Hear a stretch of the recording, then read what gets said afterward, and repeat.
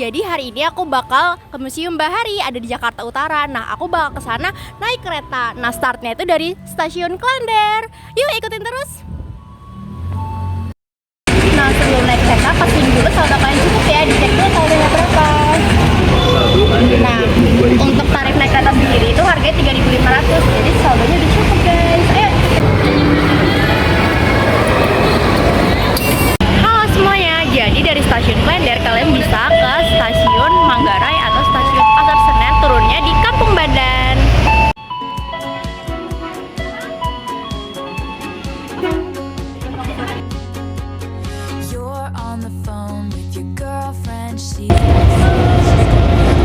Kita udah masuk keretanya. OTW Kampung Bandan.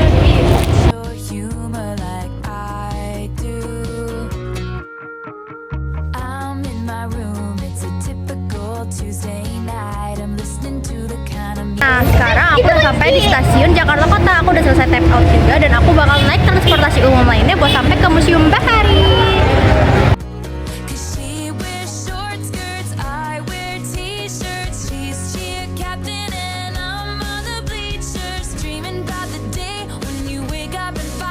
Halo semuanya, jadi sekarang aku udah naik transportasi umum M15 ke Jakarta Kota. Ini dia berhentinya di depan Museum Bahari.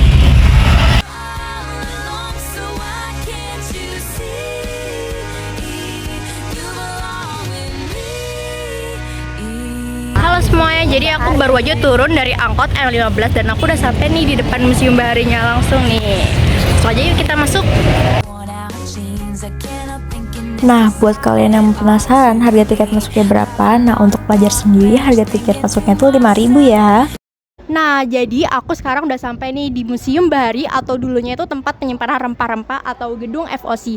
Jadi kalian tuh bisa ngeliat kan bangunannya ini khas Belanda banget.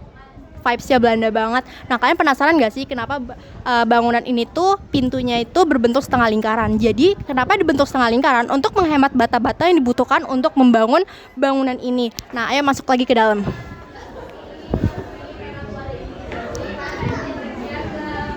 Nah, di sini ada loket pembayaran kalau kalian ingin masuk ke museum ini.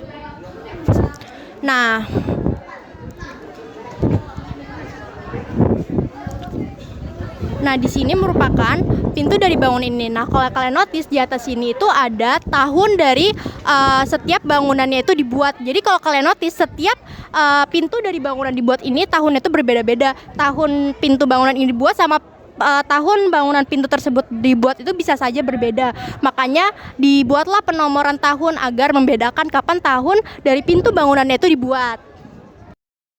Halo semuanya, jadi sekarang aku lagi ada di Ruang Bangsa yang ada di Batavia. Jadi ruangan itu isinya bangsa-bangsa yang pernah datang ke Nusantara. Nah, yang pertama itu ada The Room of India Traveler. Nah, jadi bangsa pertama yang datang ke Indonesia itu adalah bangsa India. Nah, awalnya bangsa India itu datang untuk melakukan perdagangan nih. Selain perdagangan, mereka juga menyebarkan agama. Nah, yang kedua ada bangsa Islam atau Arab, Persia, dan lain-lain. Mereka juga menyebarkan agama Islam, melakukan perdagangan. Nah, ini nih tokoh-tokohnya nih.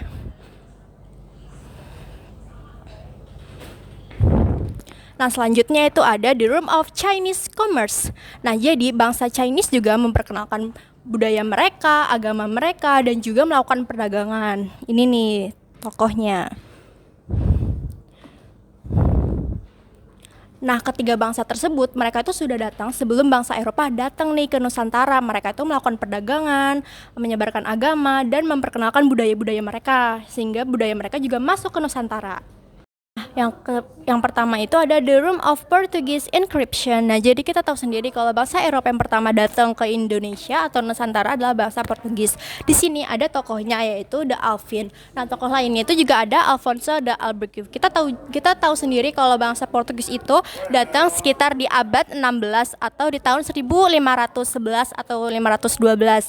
Nah, kita tahu sendiri kalau mereka itu tibanya itu di Selat Malaka dari Tanjung Harapan ke India, lalu melewati Samudra Pasifik, mereka sampai di Selat Malaka. Nah, kenapa sih mereka itu berlabuh di Selat Malaka? Nah, karena mereka dengar kalau Selat Malaka itu kaya akan rempah-rempahnya, dan di Sunda Kelapa ini mereka itu bekerja sama Raja Pajajaran untuk bertukar nih. Mereka itu memberikan senjata-senjata kepada kerajaan tersebut, sedangkan Portugis ini menerima rempah-rempah dari Sunda Kelapa ini.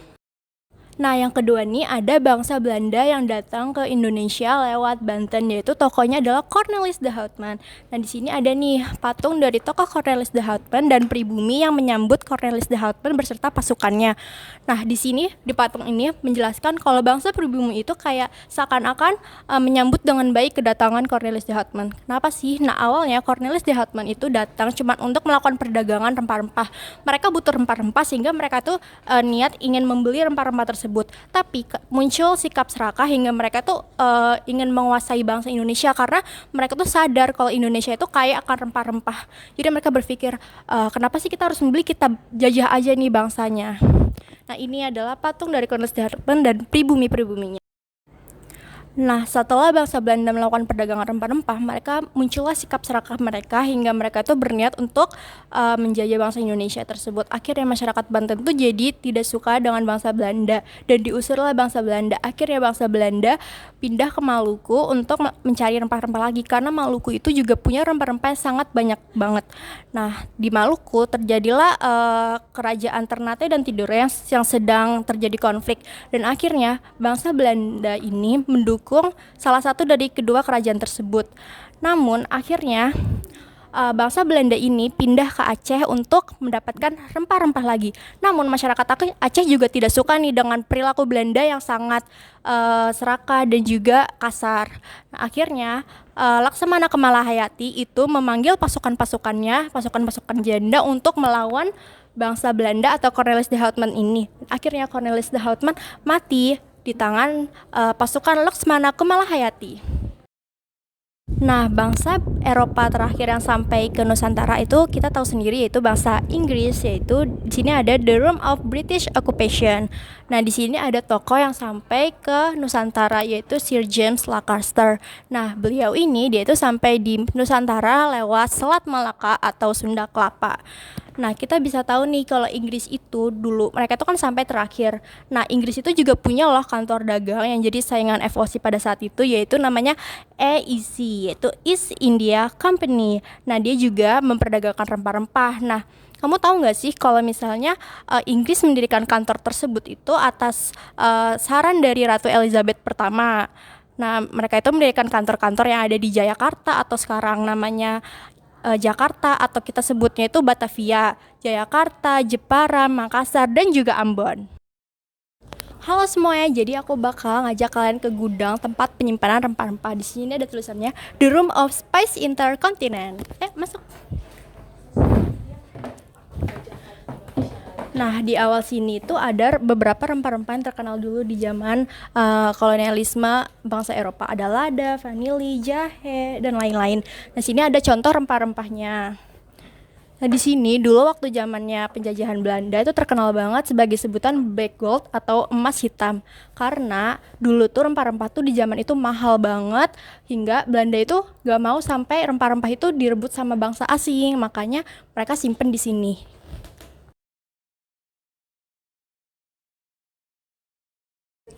Nah, kalian bisa lihat kan di sini ada banyak banget rempah-rempah yang disebut-sebut sebagai komoditas mewah. Kenapa sih bisa sampai komoditas mewah? Dulu kalau misalnya ada orang Belanda atau semua orang yang nggak punya rempah-rempah, mereka itu dianggap sebagai strata sosial yang menengah ke bawah. Sedangkan kalau mereka punya rempah-rempah, mereka dianggap sebagai strata sosial orang menengah ke atas. Makanya rempah-rempah tuh dulu mahal banget dan Belanda tuh rela-rela buat gedung ini atau sekarang disebut sebagai Museum Bahari sebagai tempat penyimpanan rempah-rempah, karena mereka tuh nggak mau rempah-rempahnya tuh sampai diambil oleh orang lain.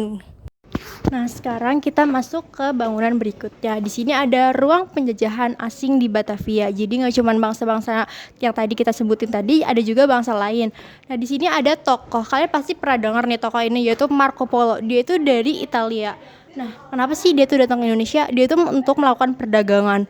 Nah, Marco Polo ini juga lumayan terkenal di Indonesia. Nah, disebut-sebut katanya Marco Polo ini pernah melihat seekor unicorn di Indonesia, tepatnya di Sumatera. Nah, ini nih pedagang dari Italia yang bernama Marco Polo.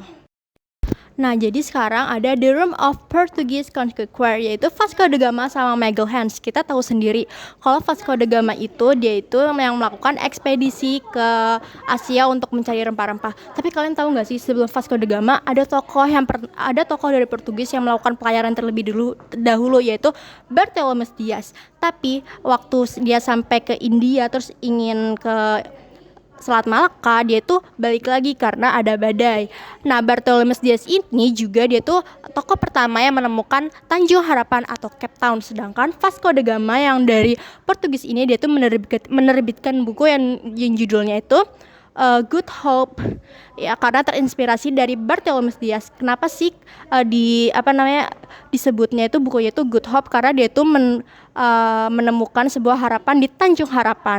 Nah, jadi Ferdinand Magalhães ini tokoh dari Spanyol melakukan ekspedisi ke Asia untuk mencari rempah-rempah. Tapi Ferdinand Magalhães ini dia itu wafat di Filipina karena ditolak oleh masyarakat Filipina, dan pasukannya Delcano sampai ke Indonesia lewat Pulau Sulawesi. Nah, jadi sekarang ada The Room of Sunda Kelapa Heroes, Prince Fathahillah. Nah, jadi Pangeran Fathahillah ini merupakan tokoh yang penting di Batavia pada saat itu. Nah, kenapa sih penting? Nah, jadi Prince Fathahillah ini merupakan salah satu pangeran yang melakukan perlawanan untuk kepada bangsa Eropa, tepatnya itu bangsa Portugis. Nah, dia itu melakukan perlawanan karena dia itu ingin Batavia ini terlepas dari jajahan bangsa Portugis. Nah, akhirnya Fathahillah itu bersama pasukannya yang berjumlah 1.452 orang melawan bangsa Portugis.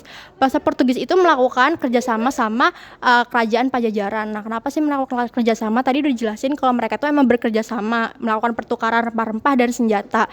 Nah, tapi Prince Fathahillah bersama pasukannya berhasil melawan bangsa Portugis, dan Pangeran Fathahillah ini mendapatkan kemenangan pada tanggal 22 Juni. Nah, 22 Juni inilah kenapa disebut sebagai hari lahir Jakarta.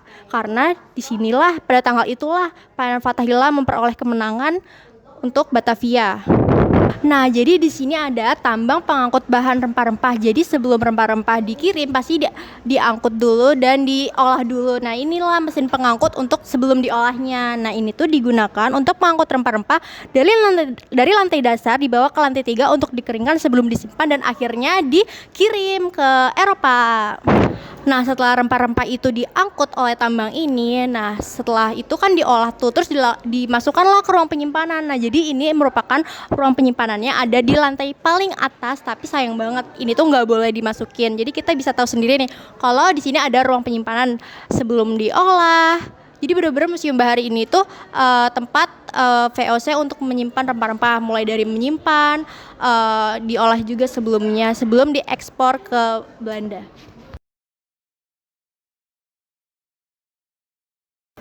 Nah, jadi sekarang aku masuk ke ruang awal perkembangan pelayaran Nusantara.